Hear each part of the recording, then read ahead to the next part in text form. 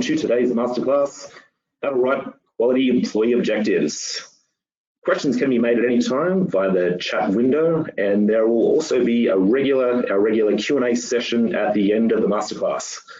My name is Michael Dank. I'm a digital marketer here at S.M.A.R.T, and presenting to you today is Sales and Marketing Leader and Senior HCM Specialist here at S.M.A.R.T, David Adamson. Thank you, Michael, but you've built me up nicely today, so thank you. David, I was going to say, you're becoming quite a familiar face with our regular attendees back for another masterclass. I know, look at the number of people we've got on today. It's clearly a really popular topic. There are heaps of people on, so it's really healthy to see so many people wanting to learn a bit more or to validate what they're actually doing in their own practice at the moment. Absolutely. I think this is going to be one of the biggest attended masterclasses or webinars we've had of the year. So it's clearly a topic on everyone's mind. Indeed. Shall we begin? Let's get cracking. Thanks everyone for attending again. This is going to be a short snippet, 30 minutes or so, of some key processes and methodologies in writing objectives.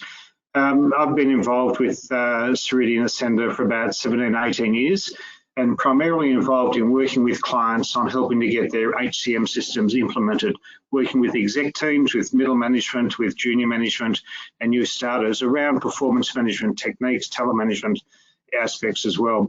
And one of the key things that we found very early in the piece was that no matter what software you've got in place, if you don't have the content, then it's a waste of time. And performance management and objective writing techniques go hand in hand. So if you're deploying a performance management approach, whether it be manual or systematized, you need to have that skill in how to write objectives to make sure it's valid, make sure it's relevant to people. So let's have a look at a few things, and hopefully your takeaways today will be a new methodology in writing objectives or validating what you already do at the moment. So we're going to look at employee, I'll just get rid of my little screen here. So we're going to look at objectives as part of efficient performance management. We're going to look at the benefits of writing good objectives, and then we're going to show you the methodology called VQTQ, and I'll go into that in a bit more detail. Most of you will already be familiar with the acronym in S.M.A.R.T, and we'll contrast the two there. Alrighty, let's start with the problems with performance management. Now, if you look at the top line in this particular chart here, this is traditionally what a lot of organisations have done in the past, and we call it performance appraisal. At the start of the year, people set objectives. They say, righto, Michael, these are your objectives for the year. We'll set some competencies, we'll review the company values, and off you go and do your stuff. And we get to the end of the year and we have a review. Now, that's a process, but the symptoms that is a poor process are twofold. One is the review usually goes for 2, 3, or 4 hours, and also the outcome is usually a negotiated outcome, which means that one party is going to walk away disappointed and there are surprises in there. We've got a couple of problems with that particular process. That process is flawed because there are not enough catch-ups during the year to validate how things are going. And when we've got missed expectations, because the objectives are not clear. So if we go down to the bottom part, when we look at what the process should look like, we still set the objectives at the start of the year. We have to write high quality objectives, which is what this webinar is about. But importantly, we need to have regular checkpoints through the year to simply ask the question, are you on track? What help do you need? So that when we get to the end of the year and we have our review, we're not talking about what happened in the last 6 weeks, what went wrong. We're actually only really reviewing what is relevant now. Going back to the top line, we forget all the good things that happened 9, 10 months ago, are only talking about what really went wrong in the last 6 weeks. On the bottom line there, the process is because we're checkpointing every month or every couple of months, we really already know where someone is up to in their review process or progress in their objectives, so that the discussion at the end of the year is expected. People understand where they are on their objective rating scale, and it becomes an agreed discussion. So what we want to do is to make sure it's relevant to individuals, the quality of the objective is high, the review process is about performance improvement, how can we help people achieve an outcome which helps the company, rather than using it in a negative connotation, which is looking at what went wrong. Looking at this slide here, on the left-hand side is where a lot of organisations simply become unstuck. They implement a new process. So we put in place a new process. We use a new spreadsheet in the past, or we put a new piece of software in. that's great, but that itself is not going to fix the problem of getting an outcome. We need to have high quality objectives. If people don't know what they need to do, to what standard and by when, then they won't be able to deliver on your expectations, which in turn should be linked to the organisational strategy. So in order to get the outcomes at the end, we do need to have a high quality process and we need to have high quality objectives. Both of those go hand in glove to deliver an outcome that's going to give satisfaction and progression to the individual and help the organisation achieve what its strategic outcomes are. So let's have a look at these two objectives here. We've got objective number one, pretty standard one for salespeople, increase sales by 20% this financial year. Okay, sounds pretty straightforward. Then we've got a non-sales one, implement project advance, or call project whatever you like. So implement project advance within budget. Now, Michael's going to run a quick poll here. I'm curious what people think about these objectives, if you think it's a good objective or a not so good objective. So over to you, Mike. Okay, guys, so I've opened the poll. We're going to leave this open for about a minute, so please get your answers in as soon as you can. David, face value, I would say they look pretty good to me. Yeah, they look pretty straightforward. These objectives are ones that clients have given to us when we do more detailed workshops. We do ask clients to bring along objectives that they've set for their team, either they've set for their team or they've had set for them. So there's a couple of samples of objectives that have been brought along. Then what we do is we review it, we look at it, we try to understand, what's worked, what hasn't worked in achieving that objective. I'll wait for the results to come in, but it'll be interesting to see what people think about these objectives. Yeah, absolutely. So everybody, we might give you another 10 seconds or thereabout. It looks like we have most of the answers in. Okay. I feel like I need to have a drum roll here, and the answer is? The answer is... Okay, so we've got 38% yes, 62% no. Yeah, okay, well that's really good. So 38% of folks say that they think it's a good quality objective. 62% of attendees or respondees say they don't think it's a good quality objective. Now, on the surface, increased sales by 20% this financial year is a pretty common objective. But let me take a scenario. Let's say Michael's a salesperson and we give this objective to Mike and we say, okay, off you go. Well, Mark will come back in 12 months' time or 6 months' time and say, hey, David, I've nailed this one. I've got 50% increase of sales. And I say, that's great. How'd you do that? And Michael says, it was easy. I just sold everything at half price. They were walking out the door. So we've got a problem. The overall company aim is to have profitable growth. But by achieving this objective at half price, we've got the revenue growth, but we've lost that profitable aspect. So we need to modify this objective. So if we said increase sales by 20% this financial year at standard sales terms and conditions, we would have protected Michael's ability to sell at a highly discounted rate. Sounds pretty straightforward, but happens all the time. Let's look at the second one, implement project advance within budget. Sounds pretty straightforward, but what if the project is implemented and it's on budget, but it's really late or the client hasn't actually signed off on it? So we've got a problem there. So we need to modify that objective to something like implement project advance within budget, on time, and with customer acceptance. That means that it's delivered as per the customer expectation. And not only are we on budget, but we're on time, so we've met the customer expectations as well. So on the surface, they're pretty standard. We see them all the time, but in practice, we see them, the person delivering on what they think is the objective, but in fact, what they've delivered on is not the outcome that was desired by the manager at the time. Now, we'll go into the reasons why. A good quality objective has to have a number of attributes. It needs to drive one of two things, either a strategic outcome, say for a senior management team in a business, or an operational outcome for other people within the business. It should also be aligned to an organisational outcome. So every organisation has a set of strategies for that year, and they're usually around profitable growth, market penetration, quality of delivery, customer satisfaction, these sorts of things. So every objective should be able to be tied back or aligned back to one of those strategic themes. And it also needs to be able to be reviewed regularly. So when I say reviewed regularly, if you give someone an objective, to increase sales by 20%, there's no time frame. The person doesn't know by when. Do you want it next week or next month or in 3 years' time? So these 4 attributes constitute a good quality objective. But that doesn't mean it's how we write a good quality objective. We did a lot of research some time ago, probably about 15 years ago, on what the elements are in a good objective. And from our clients, we looked at all the objectives that either achieved the expected outcome or a better outcome, and we reviewed them to find out what elements or how they were structured to find out how to write an objective. And we came up with this, this process. The objectives that got a good or better outcome always had a hard verb in it, you know, reduce, increase, deliver, these sorts of things. You never see try to or endeavour to. They've got to be a hard verb. The second element was they had a quantity element in there. So, you know, increase sales by 3% or by $100,000, not increase some sales or reduce some, these sorts of things. There's got to be a definitive quantity in there. Time bound, you have to know, the person needs to know when it needs to be achieved by.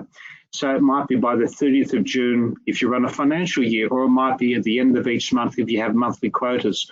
Or it might be if it's an audit, you might say the audit needs to be completed by September.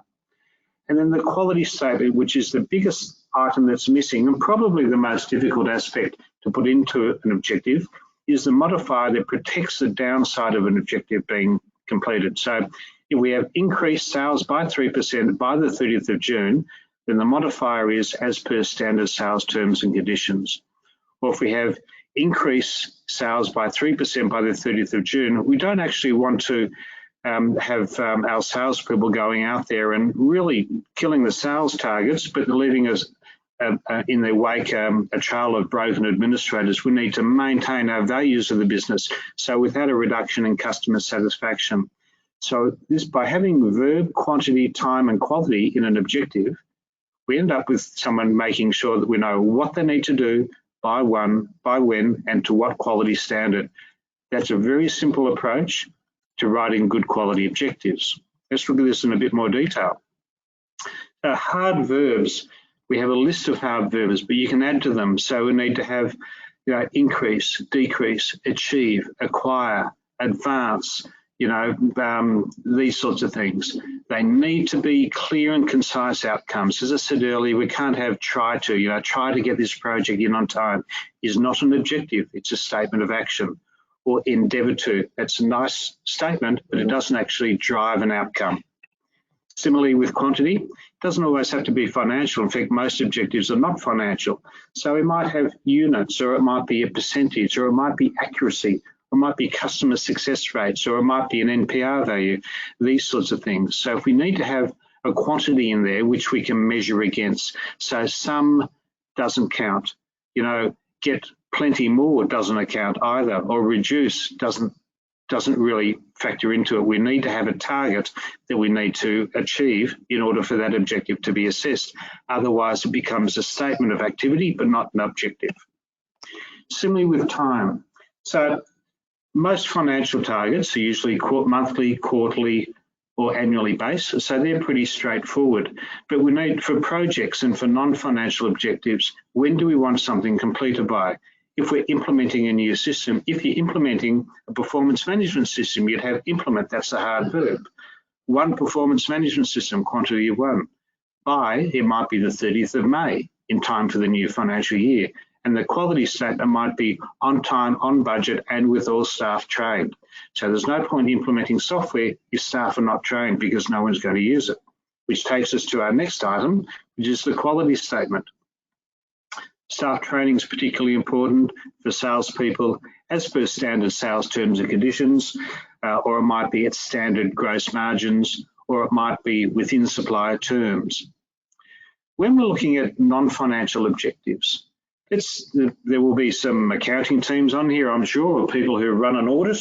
If we bring our auditors in and we say, okay, we need you to complete the audit by the end of September, and they say, okay, so they go away and they complete their audit and they come back to Michael, who's the CFO, and they say, get out a bit of paper, and they write on the bit of paper, everything seems okay, signed the auditor.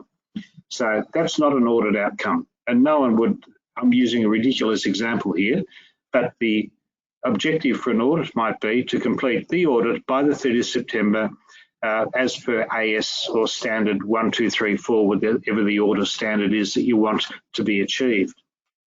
So when we complete our ISO certification, complete ISO certification as per ISO 9001 or 27001 or whatever the standard is that you need to be assessed by.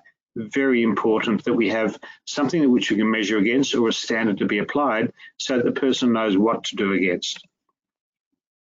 So we need to start with a hard verb. We need to include a quantity, include a time frame, and include a quality measure to make sure we've got the key elements in an objective.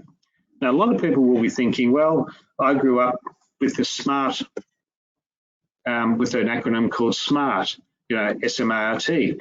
And a S.M.A.R.T process around objectives was coined back in, I think, the 70s or the 1970s, 1980s, and it was put in place for project management milestones and has been adapted over decades for performance objectives and performance goals. And it was, you know, stretch, measurable, or you say, is the milestone, is the objective stretch, measurable, is it achievable, is it realistic, is it time bound? Now we added 2 more in there, is it specific and is it tied to the plan? So if your objective does meet the S.M.A.R.T acronym to the S.M.A.R.T test, it doesn't actually mean that it's easy to understand. So what we want you to do is to write an objective using verb, quantity, time and quality, and then you test it to see, is it specific? Is it a stretch target? You know, you might say to Michael, your goal is to increase revenue by 10%. Well, that might not be stretch. So we need then to say it's actually going to be 15%. Is it measurable? If I can't measure it, then there's no point setting the objective. We see time and time again organisations that give managers within businesses a target to increase customer satisfaction. And then we say, how do you measure customer satisfaction? And they say, well, we don't at the moment. So, well, you can't set that objective. If you can't measure it, then it can't be an objective. You can have it in someone's position description to increase customer sat, but if you want to set it as an objective, you have to be able to measure it. Is it realistic? So again, is 10% revenue growth realistic, or 15 or 5%, and these sorts of things. So verb, quantity, time and quality will give you the construct, the method to write a high quality objective, and then you test it against S.M.A.R.T to see if it's a reasonable objective. Just before we get off this slide, the other thing that we see often too is very, very detailed war and peace type efforts in writing an objective. We often see, you know, in marketing, for instance, we see the marketing plan embedded into an objective. We don't need to do that. I have a view of having a short, sharp objectives almost in bullet points. So if you find that you're writing a lot in an objective, or you've got multiple sentences, then you're overthinking it. You need to distill it back to what you want someone to do: increase, decrease, deliver, reduce, whatever it might be. Then what do you want them to do? How many of it? 1, 10%, 3 pallets, you know, 5%, whatever it might be. By when? What's the date you want that to be delivered by, and to what quality standard? Now, if you're having a challenge with identifying the quality standard or what the objective is, then workshop it with your colleagues. This is a really important part, because if you pass it by your colleagues or by your team and they're unclear on what it is that you want, then you need to rework the objective to get clarity. Otherwise, at the end of the year, or at the end of the period when you're reviewing the objective, you'll be debating what the objective meant rather than assessing what the outcome of the objective was. And when we debate what the objective meant, it means we've got 2 different perspectives, and we're really not going to have a very good review as a result of that. So going back to those objectives, now let's have a look at these objectives again, now that we've got the VQTQ, verb, quantity, time, quality tests against these objectives. So increase, that's the hard verb. Sales by 20%, that's the quantity. This financial year, that's the time frame.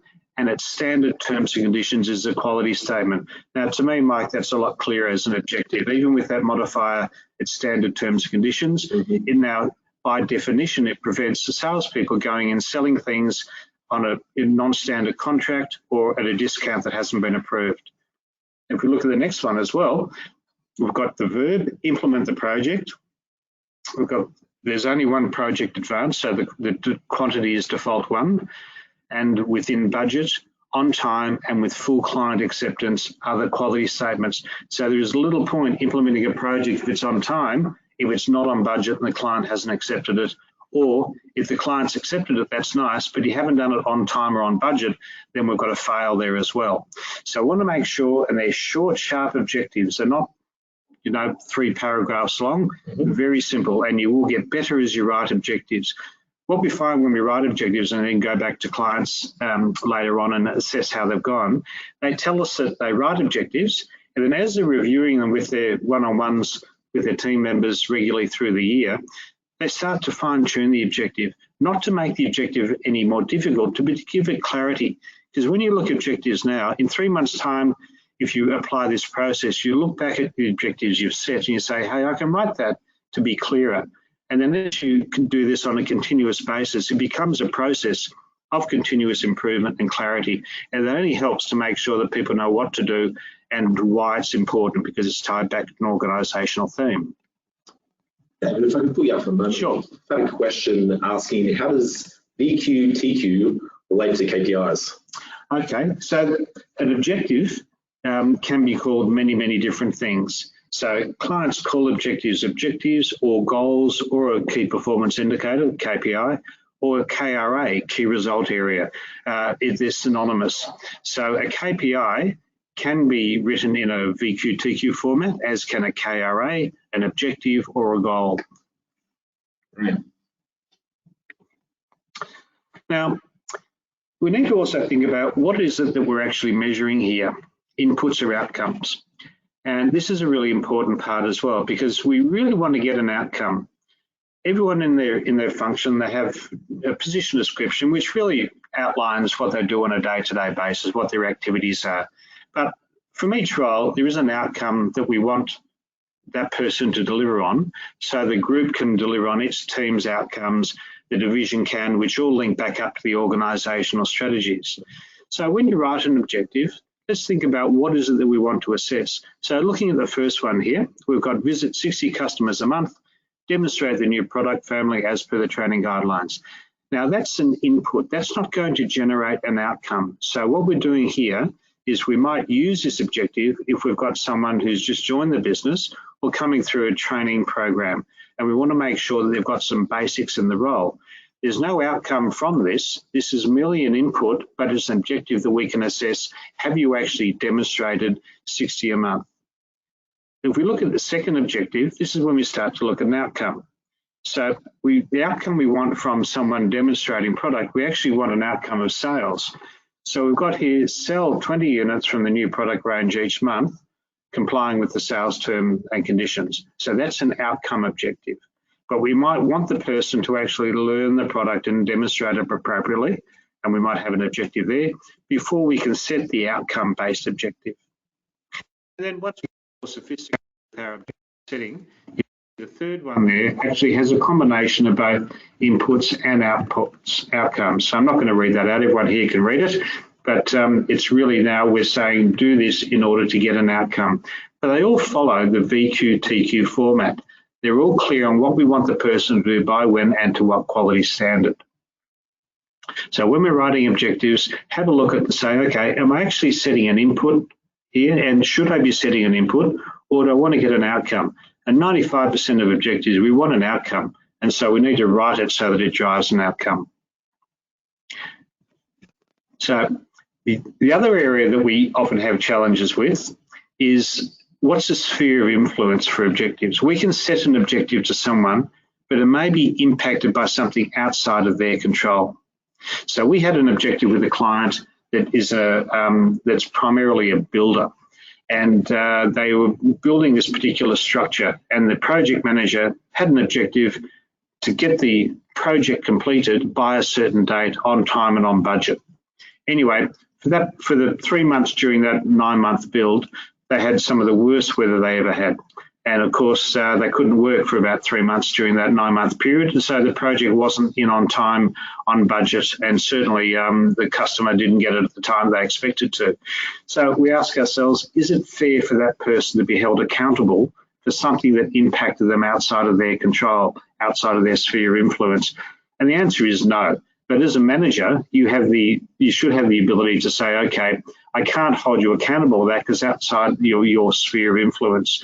We need to be aware that most objectives can be influenced by things outside of the individual's control, which can have an impact on their ability to deliver an outcome. If that's the case, then you need to be cognizant of that as we have our one-on-one catch-ups, whether it be monthly, weekly. How often do you have one-on-one catch-ups at the moment, Mike?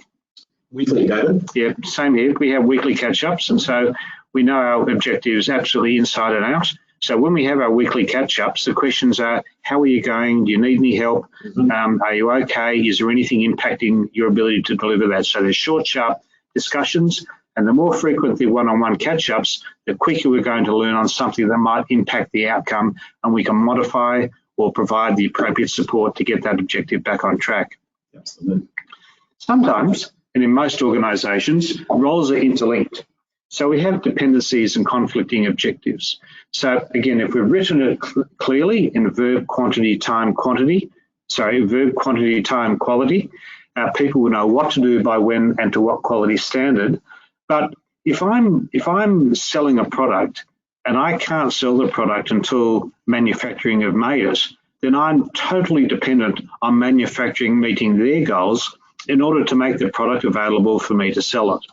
So it means that we have dependencies, and sometimes I'll come to conflicting in a moment. We have dependencies which, if they're not met, then I might have an impact. So if you know you have dependencies on other parts of the organisation, or you are the dependency for someone else achieving their goals, then you should be sharing your objectives with that particular group and becoming a collaborative approach to making sure that the whole value chain in getting that objective and therefore the outcome is managed appropriately. What we don't want to see is someone tossing someone over the fence and saying, right, it's up to you now, I've done my bit, I'm a month late, but you're behind.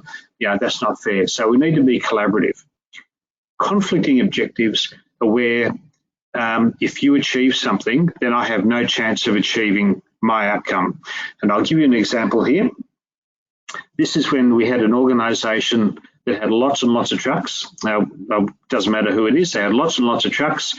And at one of the objective setting sessions we had with that particular group, we had one operations manager saying, I've got an objective to service every truck over the next 6 months. So that means at any one time, 10% of the trucks are going to be off the road. And so then we had another operations manager who had an objective to make sure that 95% of trucks were always available to be on the road.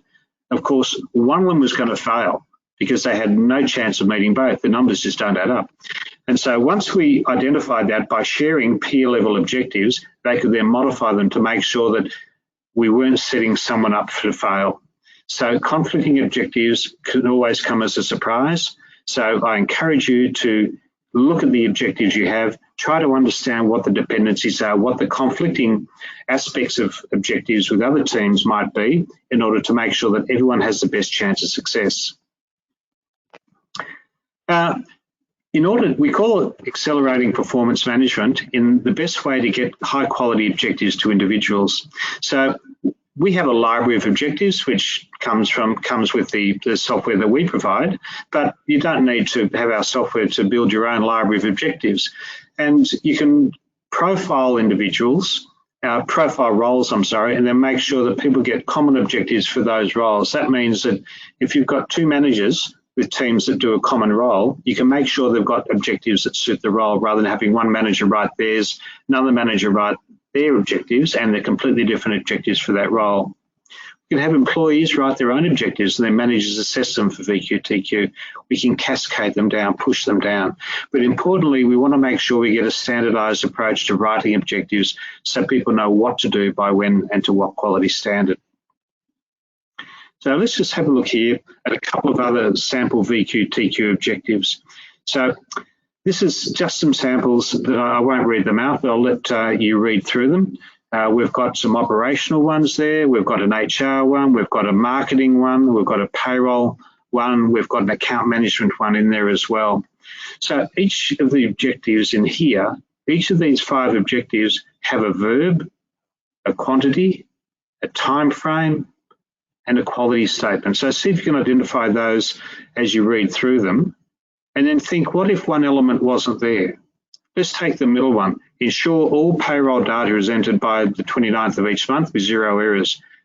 If we took away the qualifier, so we said if we took away with 0 errors, so you had all payroll data entered by the 29th each month, well, that's nice, but if it's full of errors, then we've got a problem. So we need to have the quality statement there. If we don't have the time frame, so ensure all payroll data is entered at some stage with 0 errors. It might be error-free, but if it's not entered at the close-off date of each month, then people aren't going to get paid. So each element is really important to have in an objective to make sure it's clear and concise and understood by both the team leader and the individual receiving the objective.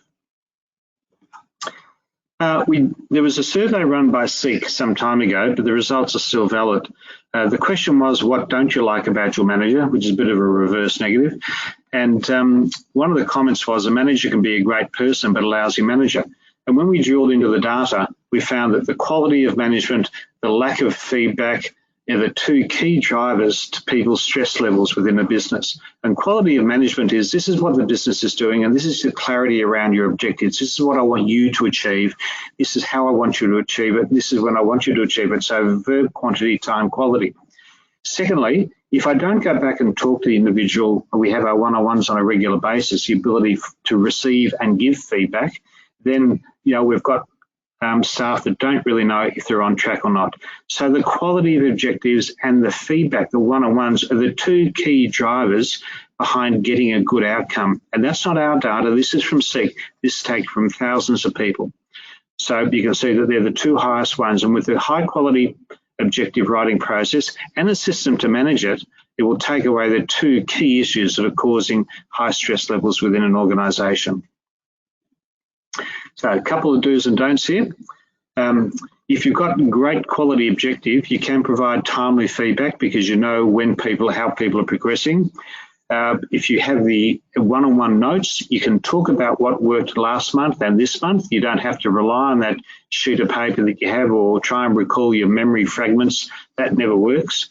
You can keep your feedback relevant because you're talking about a concise objective. You're not talking about the sports results or the weather. You're talking about a specific objective. Development is a really important thing to talk about, but we want to talk about performance. And once we've spoken about how you're progressing on your objectives, we can talk about development later. And we want to focus on the upside. What can we do to help you achieve an outcome? It's not meant to be a negative aspect. It's about what's working, how can we help you to get a better outcome? If you find that you're focusing on these things, you've got an emotional reaction or you've got a knee jerk or you're assuming that the employee knows what the problem is and they should know how to fix it, then you have a problem. Either it's the way that the organisation has been set up, it's the way the performance management process is running, or you've got poor quality objectives not tied back to the appropriate business outcomes, and we don't have a system to manage appropriately. If you find that this is the outcome that you're having in your performance reviews, then I suggest you close your book, stop, take 5 minutes, make sure that we don't have these emotional and knee-jerk reactions, go back to the do's. We want to make sure that it's a positive encouragement type discussion and then move on from there. So key concepts. Hopefully, most of you will have seen things in this short, sharp discussion that you're already using at the moment. So you think, I already do that, or this can help me improve what I do at the moment. If you're already doing some of it, great, you're on the way. And most people do. So good managers use performance management as an enabler to get a great outcome. Because if your team get a great outcome, that should reflect on your goals, and your goals should reflect on the organisational goals. And fundamentally, we're in business for the organisation to be successful so that we can continue with what we're doing within the business. The objectives, once you know the process of writing a verb, quantity, time, quality objective, you'll get much better at it. You'll find it really easy. So write the process using VQTQ and then check with S.M.A.R.T. And don't forget to give regular feedback. If we don't get feedback, we don't know if we're on track. And that's everyone. Employees need to get feedback. As a manager, I'm an employee. And my manager is an employee, so everyone needs to get and give feedback regularly. So we have one-on-one catch-ups in our business.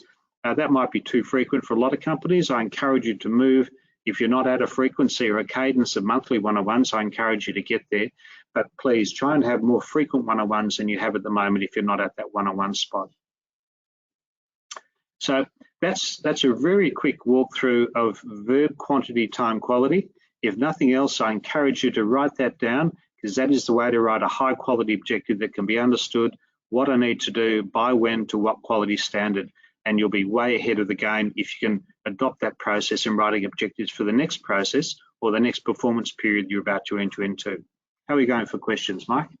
Got a few. I don't think we've got enough time to cover everything, but we will be able to respond to people via email if we don't get to you right now. Excuse me. So first up we have, what do you think is the best objective for learning development using the VQTQ approach? It depends. It depends from what process, from what angle you're looking at it. If I'm a manager looking to have learning and development within my team,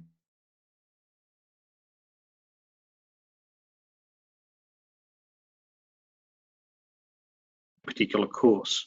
So if we say we want someone to develop a particular skill, we need to give them the mechanism to be able to do that. So if you have training within the organisation, that's fine. You can allocate a training element to it. There are lots of training elements on YouTube you might be able to utilise, or you may be able to send them off to an external course. But again, using the VQTQ process, so improve this skill by this date by doing this particular course is a way of putting a learning and development objective in place. How would I combine an objective guideline or guidelines across multiple HR fields like performance or learning without getting too bogged down? Yeah, if you find that you're getting too long and you're incorporating multiple elements in there, then you're right, it is too long. Most performance plans have 6 to 8 key objectives in there. If you find you're allocating more than 6 or 8, then you're probably getting down to a task level, which is not intended to be within a performance KPI plan. So if you've got a performance objective, that's great. A learning objective, that's great. You've got 6 of them or so. If you find you're getting really granular and you've got lots and lots of them, then talk about them as tasks, but don't put them all in a plan. You want to have the high level ones in the plan. They're the outcomes that we want. The tasks are the activities and the checkpoints we're going to use to make sure someone's on track to deliver the outcome, which is the stated objective. Okay, excellent. We might have touched on this previously, but someone says they're currently looking at HR solutions. Does this fit into performance management? Does what looking at HR systems fit? Sorry, I guess the whole objective writing. Yeah, as you've touched on, that would be pretty much included in performance management, the key aspect of it. Absolutely.